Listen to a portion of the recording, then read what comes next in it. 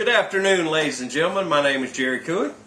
My name's Deborah Nelson. Thanks for joining us. And it's been a while. It's been a while, but we have a very hotly contested debate that's going on now. It concerns the management and the Navarre Pier contract. We normally don't do this, but the county commission meeting is very interesting, and so we are going to show a good portion of that. And I also want to remind you, while you're watching the portion of the county commission, watch closely Commissioner Cole when he accuses fellow Commissioner Melvin of doing something wrong. I think you'll find that entertaining. So we're going to show you the video, and then future shows we will discuss it more. I'm Jerry Cooey. I'm Deborah Nelson. Thanks for watching. Enjoy. On August the 28th, we opened the pier for an hour and a half after I had walked out on the pier. We've been open 827 days, and of those 827 days, I've probably walked that pier at least 800. I think that I probably visited that pier more than anyone in this room, except for maybe Miss Pat and Bob. They're right behind me. On that particular day, we were under a tropical storm warning. We've been under those before. We have opened on every tropical storm. As I find out after the fact, Hunter did send an email. I run a fishing pier. I don't sit at a desk, check in my email every day. And instead of picking the phone up and calling me, I had Santa Rosa SWAT team come to the pier and throw everybody off the pier and out of my business. I do have a lease. I asked them if they were going to throw everybody out of the Tom Thumb and out of my other business, Sandy Bottoms, and they said no, that from a call from Hunter and from one of the county commissioners authorizing it, I was to be shut down or thrown in jail. I kind of resent that a little bit, since I know y'all all have my number, and it could have been handled in a much more professional way than to have 11 squad cars with probably at least 20 police officers acting like Santa Rosa citizens and visitors were probably the biggest drug bust in Santa Rosa County. So that's why I'm here today. I'm asking to be treated like every other business on the beach. If you want us to shut down, pick the phone up, call me. Don't depend on a communication through an email blast. I don't check my email. To be honest with you, I've been out of town this week. I haven't checked it in the last week. If you've sent me something, I haven't looked at it. I am not held hostage by my email. So I'm just asking for whatever the remainder of our lease to be. I would like, if there's an important issue, pick the phone up and call me. And I agree with you. I think there was a lot of miscommunication. Is Stuart Cannon your marketing director? He is PR. Okay. He'd made some comments in the Northwest Florida Daily News, and I sort of agree. He says Stuart Cannon, marketing director for Pier, blamed poor communications from the county and a poorly written contract for Sly to manage the pier. On down further, he says it was unfortunate that the incident had happened. It's bad communication. It's a bad contract. And I agree with him 100%. From day one, I think it's been a very bad contract. And a lot of things have been confusing to everyone. I know that we had some problems before, our question about adding devices that used electricity, and we brought that up, I think 10 months or so ago. And at that time, I think that the contract said that you pay $250 for the electricity to be used at the pier store and the pier kitchen, and actually the county pays the rest. And I just want to go over a few of these figures, because I think this is something that needs to be corrected in a new contract. The pier store and the pier kitchen, for the last 10 months, the bill was $14,678.40. That's combined. You paid $2,500 of that. by Pier Incorporated. So that leaves $12,178.40 for 10 months that's been paid by the taxpayer, where there's a separate meter for the Pier's lights, restrooms, and that's averaged $250.80 a month for the last 10 months. So I think this is one of the things, too, that needs to be corrected. I think that what we need to do is direct our county attorney to rewrite this contract so that after the first of the year, I mean, there's a lot of things that have been in question. You have questions about your time of operation, your hours of operation compared to the pier. I think a lot of things, I think when we began, I know there were questions about what it was supposed to be used for. The contract says, that it's supposed to be used for a bait and tackle and a concession stand, and it's completely not that now. So I think that we need to go and begin the process now and rewriting the contract so that everybody can understand it in layman terms and that there's no confusion. And that way, after the first of the year, when we put it out for RFPs, everybody will be working on the same level. And I agree with you that the contract is written poorly, and I think in defense of the county who wrote the contract, they had never had a concessionaire in there. One thing that's not mentioned in the contract is the cost for me to do county business, which is about $75,000 a year to hire an employee to be there 17 hours a day. And it takes more than one, but 17 hours a day for 7 months of the year and 14 hours a day for 5 months of the year. So yes, there's it has to be a give and take, and it has to be, you have to be able to make the money just to pay the county employee, which you're not going to do that when you limit the concessions. But in my defense, everything I've done at the pier, before I signed the contract, I asked and was told that there was no problem. So I didn't go and do anything, I did ask.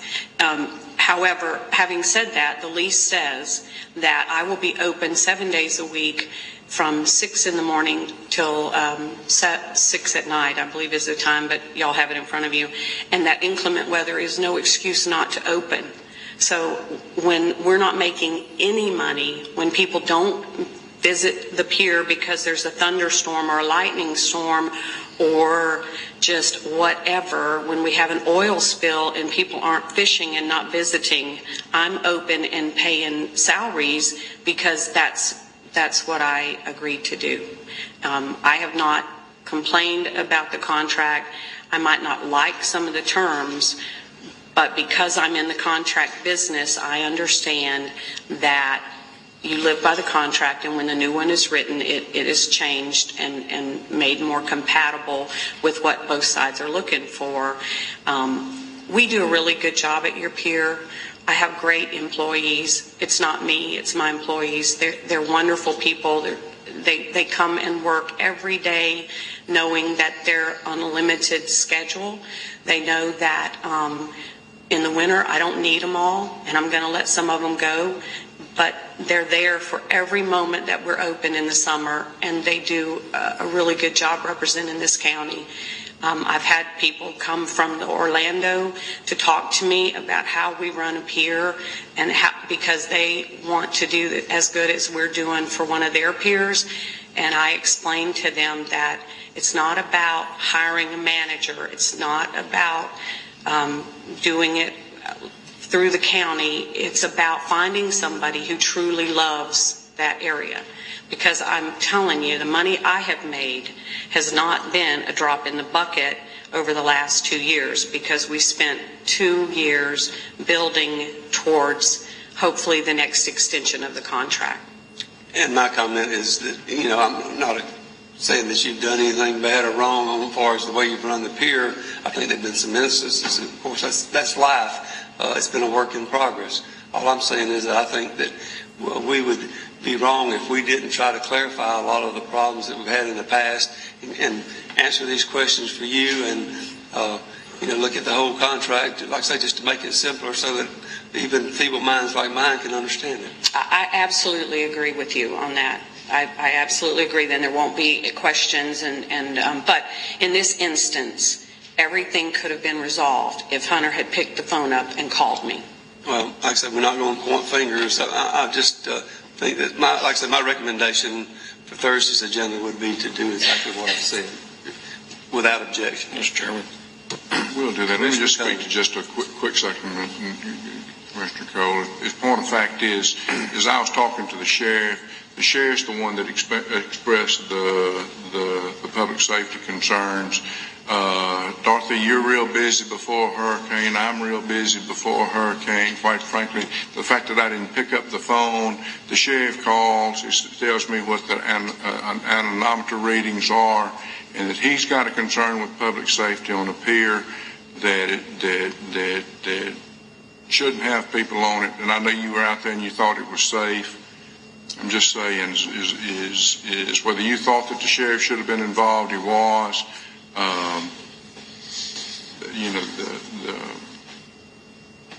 I understand, but the 1,000 people that were out on the beach, on the public walkways, in the county park, filling every parking lot that we had in the pier parking, the sheriff wasn't too concerned, and if he was, he didn't have his officers getting those people out of there because they were milling around. We had 321 people just walk on the pier in an hour and a half, and we had over 100 just standing there on the deck, not including the ones that were lining the walkways, which I have pictures of. I mean, this was a mandatory evacuation that was not mandatory. I don't even know what it was, because the cars were able to come on the beach. People got passes to come on the beach that didn't need passes from what I could tell. I just think that we need to relook at how we are calling these things from my point of view, not as from the pier, but as a property manager and as an owner of another business on the beach. It was very, very confusing as to what really was happening on the beach. And I don't disagree with that. And we're doing that from that level. But again, as far as the pier and the sheriff's concerns and how that was handled, I mean, that was just somebody else's best judgment. And quite frankly, it was his judgment that needed to get people off the pier. I assume if it was his judgment that they needed to get them off the rest of the beach, he would have done the same thing. But he specifically called me because of the question whether the pier was, quote, closed or open. And I related to him what the pier was not to be opened, it wasn't scheduled to be open. And if he had a public safety concern, he needed to deal with that as he would any other. Now, obviously, there are people that go in the water when you've got your red flags up. There's any number of things, but he apparently felt strongly enough to call me with his concerns about the public safety, and that's how it was handled. Now, whether it was handled well or not. Well, after we closed the pier, we had two folks jump the fence, and I watched them from my house, and so we. If we had been there, we would have stopped them at the gate instead of watching them jump off the end of the pier. And I really had more concern over those two people jumping off than the 300 that walked on. Commissioner Cole. Mr. Chairman, I'd wait for Jerry to... Jerry Cooney, 6049 Arnie's Way. On the specific issue of the pier, let's look at the design of the pier, just so that everybody that's watching this meeting and may not be aware of the pier. The pier is designed with blowout panels. The waves were exceeding the end of the pier at that time. I would hope that I really think it fell into the category of reckless disregard of public safety.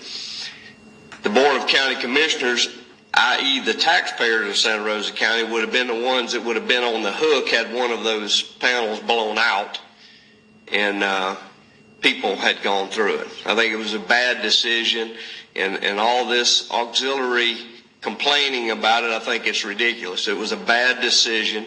The pier shouldn't have been open. Oftentimes, Commissioner Melvin, I hear you speak of common sense. I think that's one of them where common sense should have been used. To the bigger picture, this pier belongs to Santa Rosa County. When years ago I was simply a member on a paying customer on a private pier, I had no say into the operation of that pier. It's a little bit different story today. This contract, as a person who believes in open government, I was actually a little concerned when this contract was written, because up until the point of a straw vote taken, I was okay with that.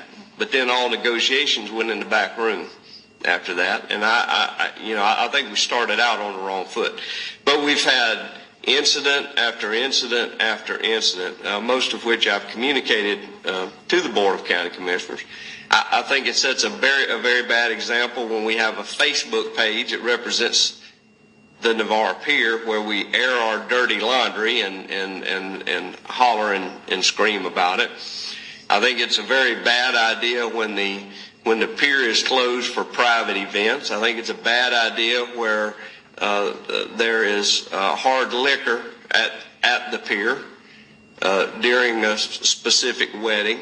And now we have this episode, and I couldn't agree more that this contract needs to be rewritten. For the record, this is the only park in Santa Rosa County that allows alcohol in it. We don't do that at East Milton Ballpark. We don't do that at Pace Ballpark. All the places where the public are. This pier belongs to the taxpayers, and it is an image of Santa Rosa County that I'm concerned about. And I couldn't agree more that the contract needs to be rewritten. It needs to go out for RFP. And a person that will represent us and bring a better image to Santa Rosa County should be chosen. Thank you for your time. I have one question for this gentleman speaks from the slide. The pier was closed on Tuesday, but you decided to open it from 2 to 4. Why did you have the pier closed to start with? I made the decision for my employees that if the storm was bad, we would be closed. I received a call from a friend of mine who gets the blast and said, Dorothy, the piece of paper doesn't say the pier is closed today. And I said, well, oh my God, I'll probably be in violation. Let me go look and see how bad it is. So I go over there, I walk out, and contrary to what Jerry believes, because I am there almost 365 days a year, we have some winter storms that are pretty intense, and the waves were crashing against the pilings, and we had no issues with the boards on the pier. You know, you guys built a good pier. It's built to a very high rating. But back to, a friend called me and read Joy's statement that didn't say that the pier was closed.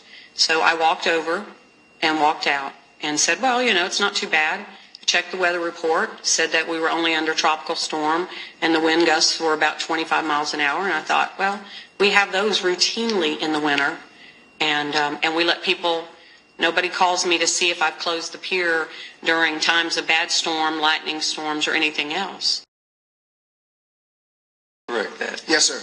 Okay. But the point of fact is the pier was closed. It was noticed as being closed on Tuesday. It was included, and I don't know what your friend looked at. We closed, and again, we're going to look at some of those things. But quite frankly, it was closed because it was viewed and is viewed as a county facility, and we did that in the preparations for the storm. To my knowledge, I don't know who ordered the sheriff to do anything. I didn't order him to do anything. Clearly is I told him that the pier had been designated as closed, that if he thought there was a public safety concern, he needed to enforce that the same as he would any other public safety concern. So it's been pretty straightforward to me. Okay. I don't think the sheriff is a constitutional officer. He doesn't deal with orders. He doesn't take orders from me, but he did call in response to it. And I think some of the complaints you have about sheriff's department, all that, you need to direct straight to him. That's already because been, he's a constitutional officer, so you need yes, to sir. That's already been established. Okay. Let's move on. Thank you so very much. Thank you. Mr. Chairman. I'm going to let Commissioner Cole have this turn. I'm going to let you. Thank you. We've already established that we got to rewrite the contract, so I'm not going to go there.